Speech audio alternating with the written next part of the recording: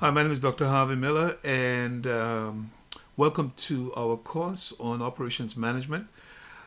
In this particular video, we're going to talk about the topic of material requirements planning, MRP.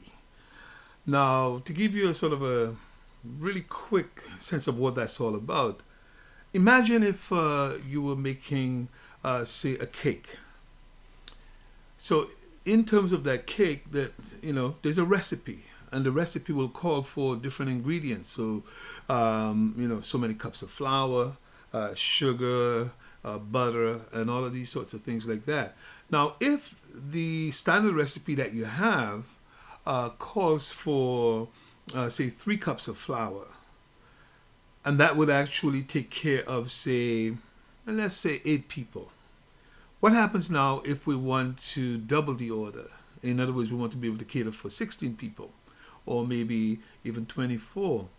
Then in that case, we would have to multiply each of the requirements by 2 if we want to cater to 16 people, or by 3 if we want to cater to 24 people.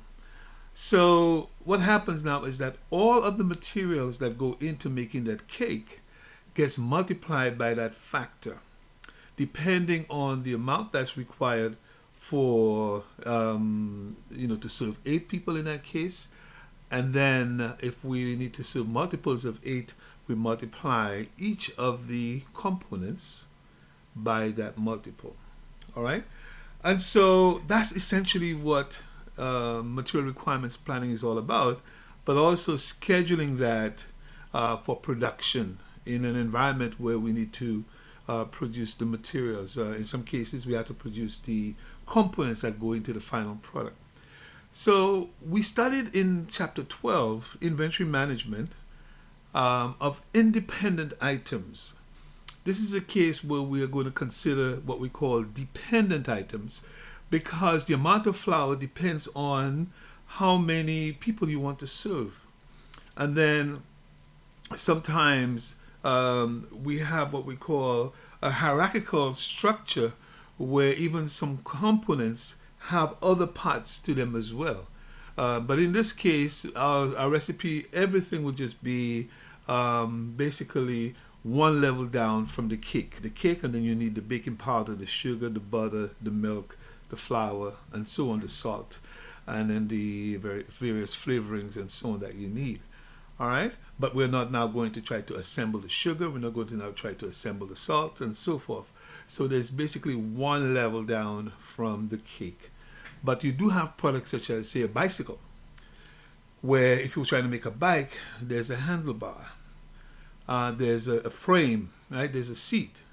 And then perhaps there's the wheels. Now, if you take a wheel, the wheel may have multiple spokes, right? It has a wheel, also has the rim, it also has the tire, and it also has the device for actually pumping air into the tire. So that case now you'll actually get a product that has a hierarchical structure. So we want to learn a bit about material requirements planning in the context of managing inventory for dependent items. All right. So that's chapter 14 in our textbook. If we're using different textbook, the chapter number might change, but we will sort of go for that. So here are some of the things that we're going to talk a bit about: dependent demand, dependent inventory model requirements, the MRP structure, lot sizing techniques. And the reason why we consider lot sizing techniques is because MRP systems occur in manufacturing environments. You're making a product, and that's why you think about the product structure. That's why you have dependent items that depends on the demand for the end item itself. All right. And then we will talk a bit about MRP and services. We won't get too deep into enterprise resource planning, because what happened is that as the technology evolved and knowledge about an understanding of MRP systems evolved, there was an expansion now to include other aspects of the organization, more than just manufacturing. And so now enterprise resource planning would look at your HR needs, would look at your equipment needs, may look very well at your financial needs, your marketing needs. It considers all other, functional aspects of an organization. So hopefully you'll be able to understand the concept of a product structure, a gross requirements plan, a net requirements plan, and then talk a bit about lot sizing to determine the quantities that we will produce to meet a particular demand schedule. All right. So for any well-defined product for which a schedule can be established, dependent demand techniques should be used. And so if we say we have a well-defined product, if the product is not made up of components, but it's just, say, for example, a process that just does a simple extrusion of plastic, for example, into a cup, then you could use dependent demand techniques, but there's really no assembly that's happening in that case. Often we're talking about the kind of products for which there is some kind of assembly. So you have a product here, and then you may very well have components to it, right? And sorry, they should be here. Let's put this here, and then this may very well just have one item, and then this product here, this component may have three different things that go into making that product. So that's a product hierarchy is what we're talking about. So this is the end item, and then this could be B, we call this C, D, E, F, G, H, and I, and so on. So the demand for C will depend on A, right? The demand for F will depend on C. So if I need 100 units of A, and then every unit of A consumes 2 units of C, then I will need 200 units of C. If every unit of C consumes 3 units of C, then I will need 3 by 2 is 600 units of F, right? So that's kind of how we create what we call the sort of product hierarchy and the sort of a dependent demand structure that goes along with it, all right? So MRP does have some benefits. Supposedly it helps you to be able to respond to customer orders, to improve the speed of your response, to take advantage of the capacity that you have in a facility, and then to better utilize your labor, and then to reduce your inventory levels. But those benefits are not unique to MRP systems. Even when you are managing independent inventory items, or we should say the inventory of independent or end items, you still can get the very same benefits. It all depends on the process that you use to produce the products that you are trying to produce. Okay, so in the characteristics of dependent demand as such, that the demand for one item is related to the demand for the other, and I just sort of demonstrated that if I needed 100 units of A and that I consume 2 units of C for every unit of A, then I will need 200 units of C. So the demand for C will depend on the demand for A. Given a quantity for the end item, the demand for all parts and components can be calculated. So in general, used whenever a schedule can be established for an item, and MRP is a sort of a common technique that is used to determine the requirements. All right. So if we're going to use a sort of a dependent demand inventory model, we need to have what we call a master production schedule. And what is a master production schedule? A master production schedule is really a production schedule for the end item. So if we're making bicycles, I need 50 bikes in January, 150 bikes in February, 80 bikes in March, and so on. That's a master production schedule. Now I need to determine the production of the handlebars, the production of the seats, the production of the wheels, the production of the braking system. All of those things will depend on when I need to get the final product. I need specifications or a bill of materials. That's that hierarchy that will specify what materials I need to produce that end item. We need to know how much inventory we have available to us. We need to know whether or not there's stock that is actually coming. In other words, what we call schedule receipts.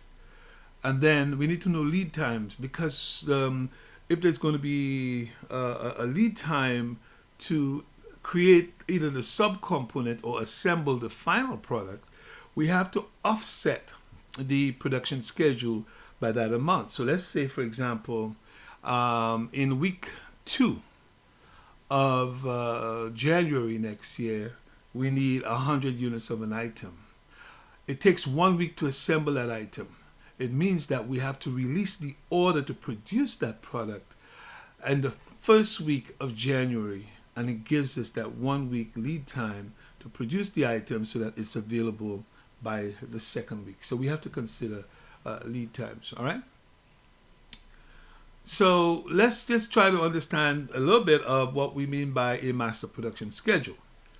So it specifies what needs to be made and when, must be in accordance with the aggregate production plan. And you remember in aggregate planning, we say sometimes we can create an aggregate product, but may have to break that down. So I might say I want 1,500 bikes in January, but that 1,500 bikes can be broken down into racers, into the types of bikes that are off-road riding, for off-road riding, the casual sort of pleasure bicycles. If there are 3 or 4 categories, then we have to break down that 1,500 into that. But we could just very well, the aggregate plan would simply say, for January, we need 1,500 bikes. And then once you break it down into the components, not components, but the different types of models and styles, we must not only say that we need that for that month, how much of each we need for the month, but do we need it in the first week, in the second week, in the third week? And that's when we start to do what we call disaggregation. So must be in accordance with the aggregate production plan, inputs for financial plans, customer demand, labor availability, inventory fluctuations. All of that information is useful to help us create the production schedule. And then we have, as the process moves from planning to execution, each step must be tested for feasibility. What that means is that as we break down the aggregate plan into a production schedule, we must ask ourselves, can we actually meet, or do we have the capacity to meet that production schedule? So we test it for feasibility to see whether or not we need to make some changes. All right? So master production schedule is established in terms of specific products. It disaggregates the aggregate plan, which I just talked about. Schedule must be followed for a reasonable length of time, whether or not it is 6 weeks or a month or 2 or 3 months and so on. So you develop the sort of production schedule.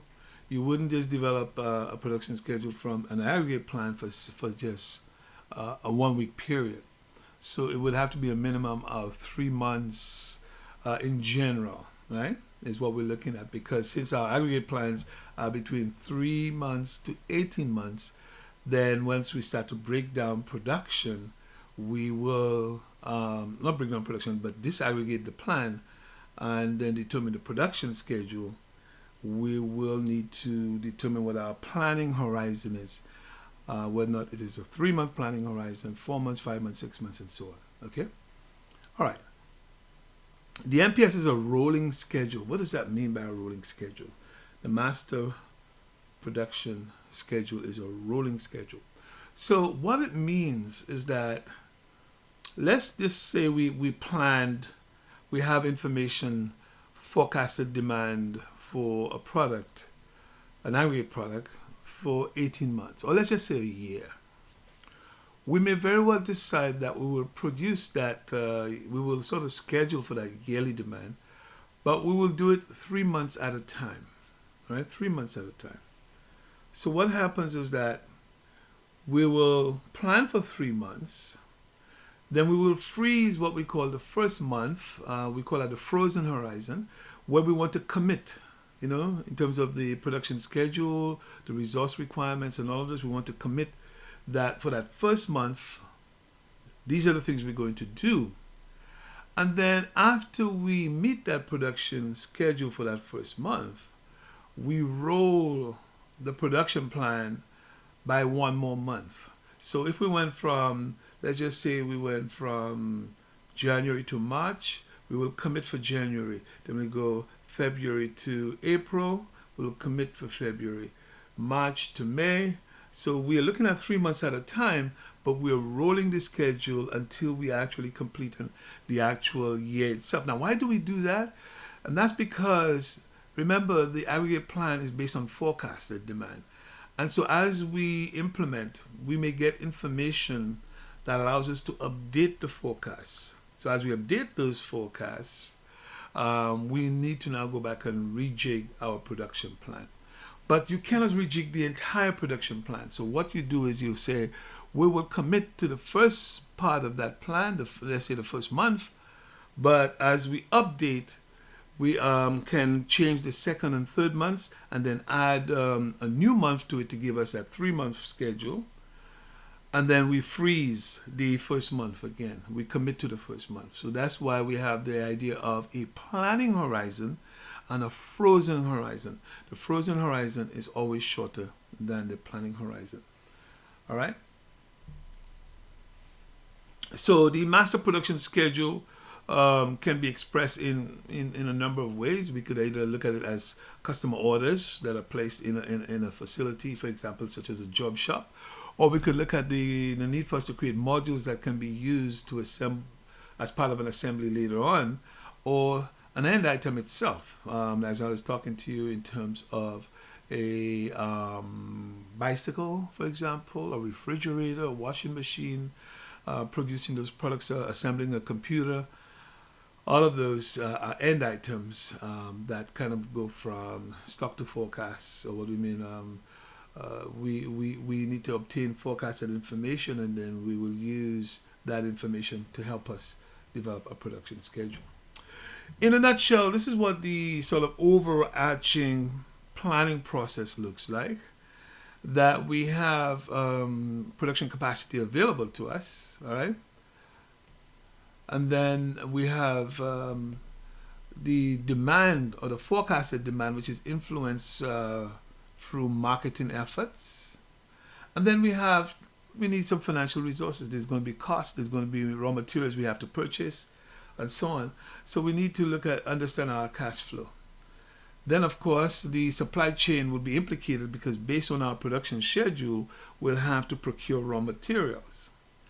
Also, unless you have a fully automated factory or production system that is humanless, we're going to need some human labor, and so therefore we must also plan for that. We put all of that information into what we call a sales and operations planning module that will then generate for us the aggregate plan. And then now we take the aggregate plan and we produce a master production schedule. Remember, the master production schedule is the production schedule for the aggregate product itself. And then we take that and break it down into the material requirements plan, where based on the demand for the end items that we're going to produce, we determine the requirements for the components that go into making that that product. So clearly what you're seeing is that material requirements planning is well suited for assembly types of products, or a production environment that involves the assembly of products. Okay? And then, of course, once we have that schedule, we now need to execute that particular plan. All right?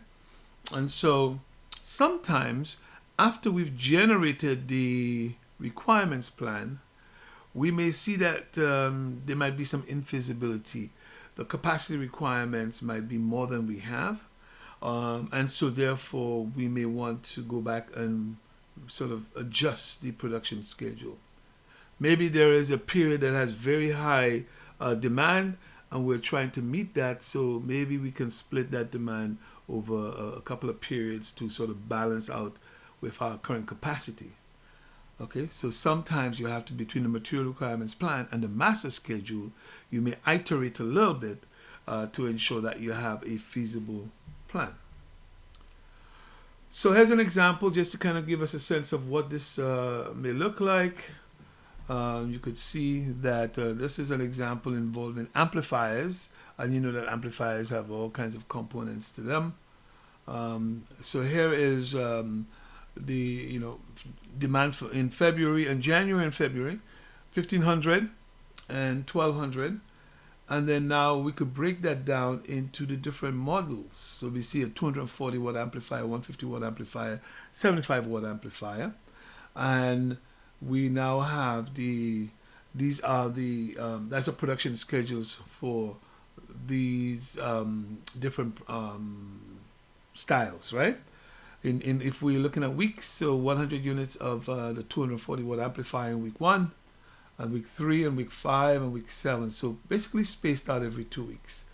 And this is just an example, just in case you're saying, well, how did we get that? No, it's just this is just an example showing how the 1500 units is actually broken down between those three models, and then the quantities that we'll produce of each of them.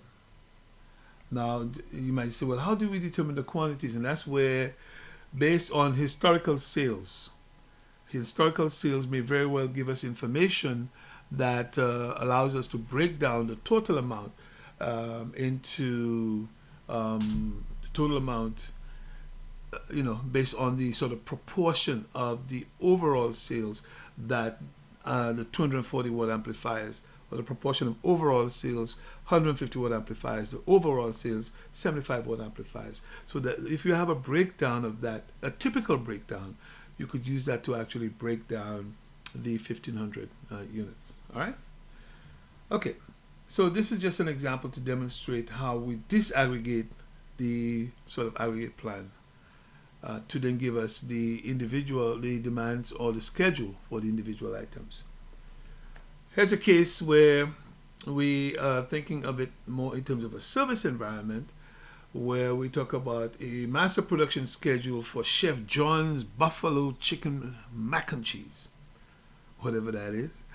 And so there's perhaps people are ordering and picking up. And so we have the number of days, day 6, 7, 8, 9, and whatever that is.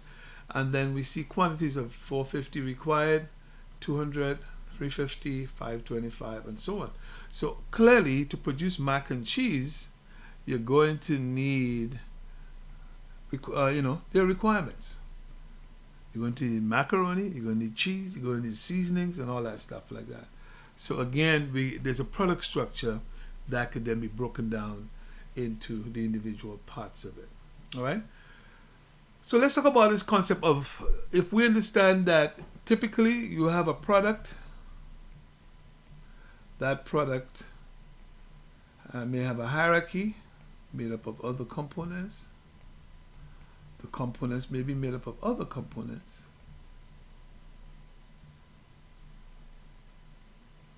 And so on. So this is the product hierarchy: A, B, C, D, E, and F. And of course, we got to put the quantities that we require for each of them, and so on. So if we have that, we can now create what we call a bill of materials. So what is a bill of materials? So imagine yourself going shopping, and if you want to make something, if you're planning on making that mac and cheese at your own home, and you have 4 friends coming for dinner, you have the recipe for 2 people. You're now going to need to multiply the requirements for, all the different requirements by 2, because you now are doubling the amount that you want to produce. Okay? All right, so it provides the product structure, like I just sort of showed you there. Items above a given level are called parents. So we say that's a parent, and then that's a child, or children. And then this is a parent, where this are the children. So that's also a parent. A child could then also be a parent to some other products, and that's a child as well. So this is just a terminology that we just should be familiar with, all right? So here's an example of a bill of materials for the speaker system that we want to produce. We see here product A, we call it Awesome, and it has components B and C, require 2 of B, 3 of C, and then B now requires 2 of E, 2 of D, C requires 2 of E, and 2 of F. So when you're going to be planning production, you're going to combine the requirements that are driven by C, like for E. If you're thinking about a schedule for producing component E, you're going to consider the requirements that are driven by B as a parent and C as a parent. Okay, and then you're going to have to combine those. Then we have G and D are children of F and so forth, and you see the amounts that they require. So it's relatively easy to understand the product structure. If I were to ask you now to take this information and then expand it to give us a bill of materials, it should not be that hard. All right. So here's an example right here. If we are looking to order 50 awesome speaker kits, then part B requires 2. So 2 by 50 will give you 100. And then 3 by 50 would be 150. Then we look at E. No, let's look at D first. It requires 2 Ds for every B. So since there are 100 Bs, we have to multiply twice the number of Bs here. And then we also require D for F, the product F, right? So now we're going to have to say, okay, if we require 50 units of A, that makes it 150 units of C, and then 150 times F. We need 2 units, so that's 300, and then we need 2 units of D for every unit of F. So 2 by 300 is 600. So that's where you see the 600 units right here, and that comes for F, twice the number of F's, and then twice the number of B's, 200. So that gives us 800 for D. So you could kind of work that out, the mathematics of that, relatively easily. You could put that in a spreadsheet and sort of just do the calculations. But you could sort of just follow that through. If we're trying to compute E now, we now have to take twice the number of B's. So B, we have 100, so twice the number of B's would be 200, right here. And then we need twice the number of C's, because here we have 2 E's for every C. Well, how many C's do we have? 150. So 2 by 150 is 300. So 300 plus 200 gives us 500 of the part E. And we could continue doing that until we get the requirements for everyone. So that's now called our bill of materials. So that's like your shopping list. If you go to the supermarket and then you were trying to make 50 units of A, then you would go and purchase those items in those quantities to be able to do that. All right. So let's talk a bit about bill of materials, and there's some different terms that we use. One is called modular bills. That means that modules, when you're creating, you're creating modules, which are not the final products. They are typically used in assembly, and so we could actually create a bill of materials for a module. So, for example, if C is a module in the speaker that we're trying to create in Awesome, then we could create the bill of materials for C. All right. Planning bills or super bills created to assign an artificial parent to a bill of materials, used to group subassemblies to reduce the number of items planned for. So in some cases, you may very well have an actual parent, in which case A is a parent in the last example we did. But let's assume that we did not have A as a parent. If we were producing B and C as as components, right? Just components that we want to have available for use by different things. Then we could say, all right, we want to plan production properly. So why don't we create a pseudo parent? That would be the equivalent of A in this case. So A is not a final product per se, but we'll create a pseudo parent that allows us to use that parent for planning purposes. So you would kind of like forecast the requirements in terms of how many A's you would need, that pseudo parent, and then break it down to the various components. All right. So we call that planning bills or super bills, pseudo bills. Sorry, pseudo. Used to group of sub-assemblies to reduce the number of items. Used to create standard kits for production. All right. So if we say let's make 100 units of A, if A is a pseudo parent, then we could break that down into the components that we just did, like we did earlier. There's something called phantom bills. Describe sub-assemblies that exist only temporarily as part of another assembly and never go into inventory. So it's important to recognize that you create those, but you don't make enough to be stored. And then another one called low-level coding. The item is coded at the lowest level at which it occurs. Bill of materials are processed one level at a time. So when you are sort of expanding the bill of materials, the idea is that you will put the information necessary for an item where it actually occurs in the product hierarchy. Okay. Let's talk about the concept of lead times. Lead times, that's extremely important because lead times have to be taken into consideration when you're scheduling production. And I sort of alluded to that earlier, that if I needed a product in the second week of January, but it takes a week to assemble it or to produce it, I must release the order for that product a week earlier to give myself time. Otherwise, if I release it too late, it will not arrive or be completed in a timely fashion. So time required to purchase, produce, or assemble an item is the lead time. For production, the sum of the moves, the setup, and the assembly times all constitute part of that lead time. For a purchase item, it is basically when you place the order and when you receive it. So the time between the recognition of that need and when it's actually available for you to use in the production process, we will call that the purchase lead time. So, and then so an external supplier is usually involved in that. You could actually now take all the lead times of all of your products that you in your or your components in the product hierarchy, and you could do a time phase product structure.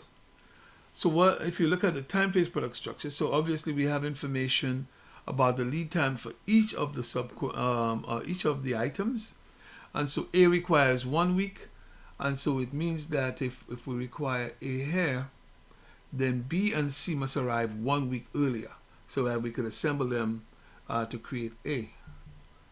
Now C requires 1 week lead time. B requires 2 weeks lead time. So you could see that the things that go into B must be produced 2 weeks earlier. So we see here where D and E are offset by 2 weeks.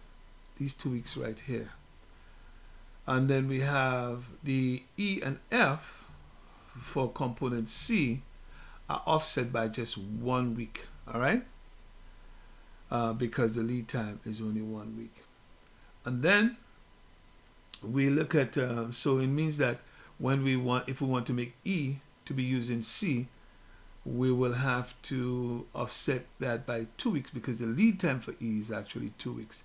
So this is where you would start production of E to be used in C. This is where you start production of E to be used in B. All right. And the process basically continues. So F has a 3 weeks in terms of lead time. So anything that is required for F, it must arrive at least 3 weeks earlier. So you see G and D have to arrive 3 weeks earlier. But if we are going to produce G so that it's available for use in F, it means that it has to be produced 2 weeks earlier. You have to indicate that you need the production to start 2 weeks earlier because of that 2 week lead time. And then for D, there's a 1 week lead time, so the production will start here, the production will start here. And then G and D would become available. Then in 3 weeks, they're used to assemble F. E would start here, and then E would be available at that time. So you realize that, yes, we could offset everything. For this to work perfectly, it means that your lead time must be a constant. In other words, In other words, it cannot be vary. It cannot vary, because if it vary, then when you're expecting something to be there, it's not there. Then that will mess up your production schedule, and that leads to a concept called nervousness. When lead times are not constant or demands are not constant, then it really messes up the MRP system, because the uncertainty is cascaded throughout. So if there's uncertainty in the demand for A, that affects the uncertainty in demand for B and C. If there's uncertainty in the demand for B and C, because of that, that uncertainty now affects the demand for D, E, and F. So anything that is connected to a component or an item that has uncertainty is going to suffer as a result of that. Okay? So now we're going to focus on, let's see how we determine gross requirements. So usually start with a production schedule for the end item, and then you work backwards. All right? You work backwards based on your lead times and everything, but to determine your gross, that's just your gross requirements. You work backwards, and then you use the multipliers, the number of items that you need to create a subcomponent, etc. So you use that information from the product tree. All right, but you also need the lead time information to sort of determine the schedule of the requirements that you need. Now, why do we call it gross? We call it the gross requirements because it's just based on the demand for the end item. If we take into consideration inventory that we have in our facility, then it becomes net requirements. All right. So I might just say I need 50. I need to have right now, say, 50 laptops because we're going to run a program. But then I later come to find out that we have 10 in the facility, and so now my net requirements will be 40. That's essentially what we're talking about. So use the lead time for the item. Determine the week in which the order should be released. A 1 week lead time means that the 50 units should be released in week 7. This step can be called a lead time offset or time phasing. And then you repeat that process for the other ones. From the bill of materials, every item A requires 2 items B, and then 100 B items will be required in week 7 to satisfy the order release for item A. The lead time for the item B is 2 weeks. Release an order of 100 units of B in week 5, because remember, we now have to release the order for A in week 7. Now we must offset by 2 weeks, so we must release the order for B in week 5, right? Timing and quantity for component requirements are determined by the order release of the parents. Order release of the parents. Remember what we said? So anything that comes below something, we call it parent and child. So the order release for the children is determined by the order release for the parents. Okay? There you go. The process continues for the entire bill of materials, one level at a time, and we refer to that process as explosion. We're exploding the bill of materials. So by processing the bill of materials by each level, items with multiple parents are only processed once. So what that means is that you're going to look at the for example, I believe it was D. D had multiple parents or something like that. You only process one. So once you process it for one subcomponent and the other, you combine those requirements to create a single schedule. You don't actually do that once and say, here's one schedule, and then later on do another schedule. You combine them to create one schedule. So you save time, and then you save resources by actually considering the requirements for the multiple parents at the same time, which would make sense, right? It's like if I'm making, say for example, 2 different types of pastry. They both need flour, so I'm not going to now say, okay, this type of pastry, I'm going to go and purchase flour for this one, and then later on go purchase flour for the other one and separate those. I would actually combine those 2 together, okay? So let's take a look at what that looks like. We want 50 units of A. So as you could see, with the 50 units of A, we have to offset that now with 1 week, and so therefore in period 7 we will have an order release. So notice we have the required date and the order release date. Those two dates are important. All right.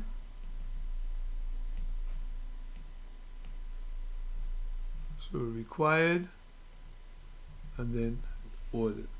So now the order release for of 50 units will determine when the order should be received, or the required date for B. So we need 100 because we have to multiply it by 2. We need 100 B right here in week 7. But remember, it takes 2 weeks to produce B. We must now offset to week 5, right? Same thing with C. Now we need 3 of C for every A, so that's 150. But it takes 1 week, so we offset by 1 week. And then that's where we get the order release date. Now the order release date for C has implications for E. All right? It has implications for E. And then the order release date for B has implications for E as well. So if you notice, we have 2 is required for C, 2 of E is required for C, and 2 of E is required for B. So in that case, and now in case you're saying, where am I getting these numbers from? You have to go back to the product structure. Right? So if you look here, you will see 2 of E is required for B, and the same 2 of E is required for C. All right?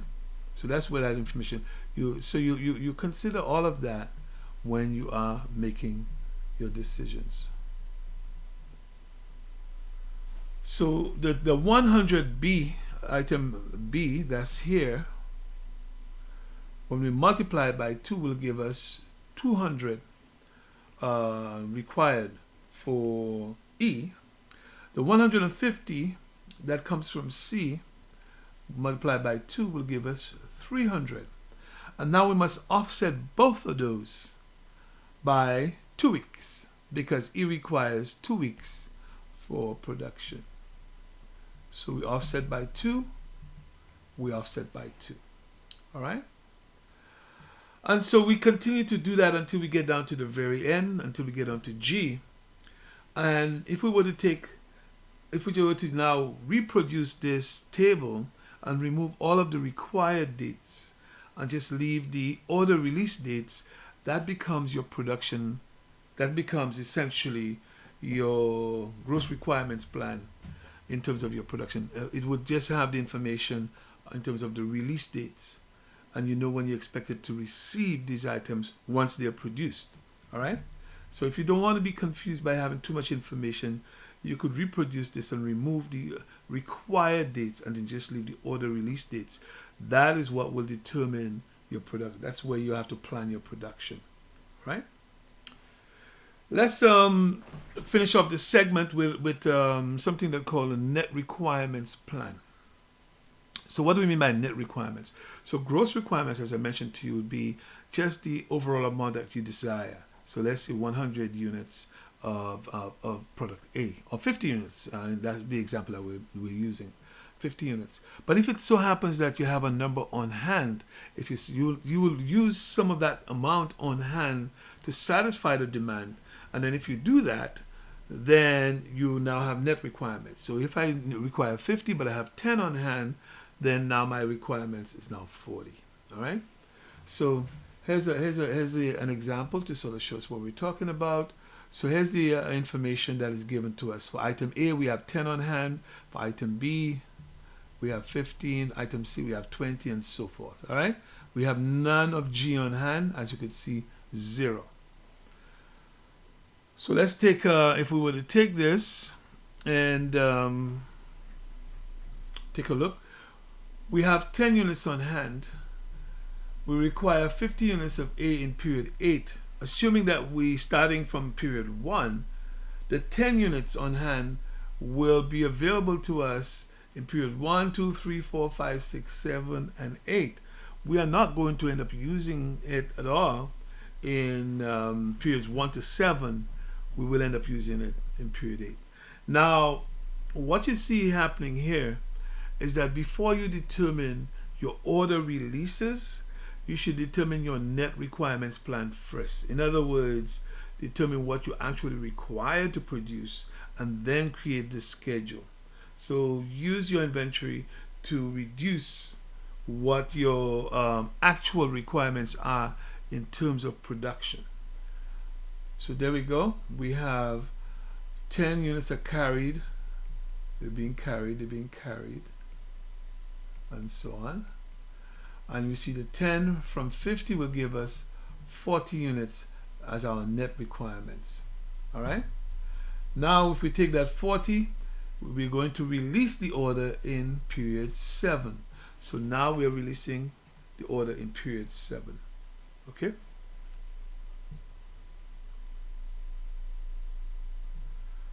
And so if we need 2 of B, you can see B, for every unit of A, so now we require 80 units of A. We now look at our on hand, all right? And then we have 15 units on hand. So now the 15 units will be used to satisfy some of the B items, which now gives us 65 units that we require. That's our net requirements. But it takes 2 weeks to produce B. So we now offset the 65 by 2 weeks, and now we need to produce 65 units in week 5. All right? And then if we just repeat that, and I may as well just finish this page right here. We require 40 multiplied by 3, 120 units of C, because remember we need 3 units of C for each unit of A. So 120 units, and then we have 20 on hand. So if the 20 now is used up, we have 100 units net. And then it takes a week to assemble that, so we must release the order for 100 units of C in period 6. So as you could see, this is not stuff you want to do by hand. Although prior to developing software for MRP systems, a lot of production managers had to do some of that stuff by hand. Maybe spreadsheets was actually already developed, and then they were able to use some spreadsheets. But imagine you're trying to produce a large number of items and you need to come up with a production schedule. Trying to do this kind of you need to find out how much information you have, how much inventory you have on hand, what is it that you're scheduled to receive, because now you must consider not only what you have on hand, but what you're scheduled to receive, because that goes into inventory. And then it is what you have on hand plus what you receive is now used to offset or to partially satisfy the actual demand that you're trying to service. So it becomes quite challenging. So this page is basically just repeating until we get all the way down to G. All right, showing you how this is done. So clearly you would want to have some software to help you to do that. So a number of people in the 80s, 70s, and 80s developed MRP Systems software. Nowadays, you are going to find it as part of enterprise resource ERP systems. So if you've heard of ERP systems evolved from MRP systems. And so there's a module within the ERP system that does MRP. But ERP is actually bigger than MRP. It now includes information from the accounting department, marketing department, from procurement, etc. So it tries to combine a lot of that. So companies like Oracle is well known for the ERP systems. SAS, they are also known for the ERP systems. Or I think I mentioned Oracle. One of the challenges over time with adopting these ERP systems, while they promise a whole lot of efficiency, there were a lot of companies that started adopting those in the 90s, early 2000s. And those companies like Oracle and so on were making a lot of money. SAS, I even went on some training on SAS in Atlanta to try to understand it, because they wanted us as professors to be able to teach our students or expose our students to enterprise resource planning software, so that perhaps when you graduate, you may influence a company that you're working with to purchase that software. It was quite clever. So they were making the software available to us free of charge in terms of faculty to experiment and play and understand it, and then offering training.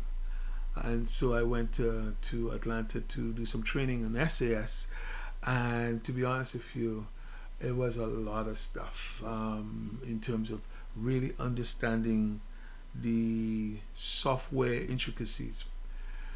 And so a number of companies attempted to install those, and a number of them just abandoned them because it required a lot of information. And if you put garbage in, you get garbage out. So you were essentially taking your planning decisions and then putting it in the trust of this piece of software. But for it to be effective, you had to have really good and very clean data. And most of these companies did not have good, clean data. So, and then, of course, what's happening is that the software is driving a particular way of doing things, which in more cases than not, that was not how the companies were actually doing things. So a lot of companies struggled, and then these installations cost millions of dollars, and they would actually abandon it halfway through and just sort of retain their original system. So MRP systems theoretically make sense, but they can be a bit challenging. All right. So just going back to, this is just describing the process that I just sort of demonstrated to you visually, which is actually start with the production schedule for the end item, 50 units of item A in week 8. And because there are 10 units, right, available of A on hand, only 40 are actually required. So we call that the net requirements. And then, so the net requirements is equal to your gross requirements minus your inventory on hand. But also, too, you would consider if you have any scheduled receipts in that period as well. Because sometimes there may have been an order that was placed earlier that's about to arrive, and then that order can also be used to satisfy the requirements. So you now need to consider that. Okay? And that was the process that was used. This is just sort of describing what I actually showed you earlier. And here's a case where we have an example with a gross requirement schedule. This is for a different product. This is just showing you how you end up merging requirements for merging the requirements for two products, right, into a single sort of a production plan. So here you have the product A, and then you have a product S. The lead time for A is 4 weeks. The lead time for product S is 6 weeks. And then you have a master schedule for products that are sold directly. So A and S may be used in sub-assemblies, but then, sorry, not A and S. B is used in those two sub-assemblies, but apparently B can be sold by itself. All right? And so if it can be sold directly, you may also have requirements based on the demand for the product that comes from the potential direct sales. So you're combining all of these three. So this example just shows you how that's actually combined. So it's showing in period 1 and 2 that you intend to sell 10 in periods 1 and 10 in periods 2 for direct sales. So that means that you're going to have requirements here of 10 and 10, right? But then when you look at, and that's for item B. When you look at, say, the item S, we see we have 40 in period 9, right? Requirements of 40 in period 9. And so for that particular item, we are going to now have requirements that are 6 weeks by offset So notice that 9 minus 6 is 3, so we have a requirement of 40 that comes from here. Notice the red, this red line right here. But there's a 40 that comes from here as well. Let's see where that 40 comes from. So you have requirements for A, right? That is 4 weeks lead time. So if there's 4 weeks lead time, in that case, then we need 40 units of A in period 6. We subtract 6 minus 4. So in period 2, we will need 40 units of A. So 40 plus the 10 that we showed you earlier that came from the direct sales now give us 50 units. So what we are actually generating here is that because there's only one of B that's required for A and one of B that's required for S, and then you're selling those directly, the schedule that you get when you offset those the gross requirements of A and S, when you offset them by the lead time, those would also be the requirements for B. They would also be the requirements for C, because you only need one item for C and one item for, for each of those products. All right. So that very same schedule that we're generating here for B will also be the same schedule for C. Now, based on the lead time for producing B and the lead time for producing C, you can now offset to determine the schedule for B and C. But then if we have inventory on hand, we must also take that into consideration to reduce the gross requirements and produce net requirements. But remember, what we're producing here is really just gross requirements. We're not subtracting inventory on hand yet. All right. So this is just showing you how, and another example, if you wish, of how we use the lead time offsets to determine the requirements for a child. So the requirements for a child is determined by the receipts when you expect production to start for the parent. And so the offsets here is when we expect production to start for A and S, and then that gives us the schedule for the gross requirements for B. But then to schedule the production, we must now offset the requirements for B by its lead time. But we don't have information on the lead time. This was just to kind of show you an example that when you do have multiple products, you could actually determine your gross requirements by combining them together. The logic in net requirements actually is we need to determine our total requirements, which is your gross requirements plus your allocations. When we say allocations, we might decide that, okay, guess what?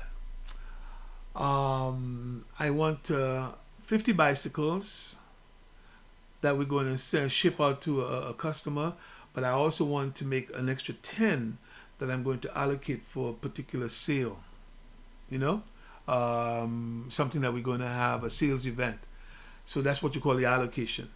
So that 50 plus 10 is 60. So your gross requirements will be 60 units.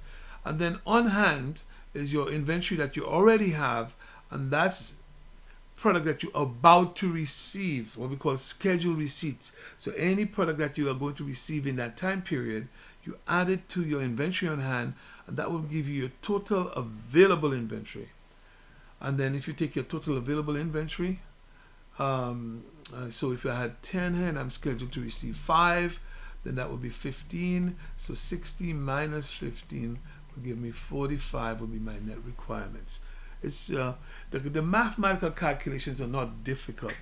It's just understanding what each of those parts are and being able to do the necessary calculations to give you your net requirements. All right? Good. So we're going to stop here with part 1 and then come back with part 2, where we talk a bit more about how do we now produce the items. So we know what the demand is or the schedule is, but how do we actually make the product? And there are a couple of what we call lot sizing techniques that we will consider for doing that that will allow us to meet the demand, but at the same time try to minimize the cost. Okay, so here we go. We're gonna shut down.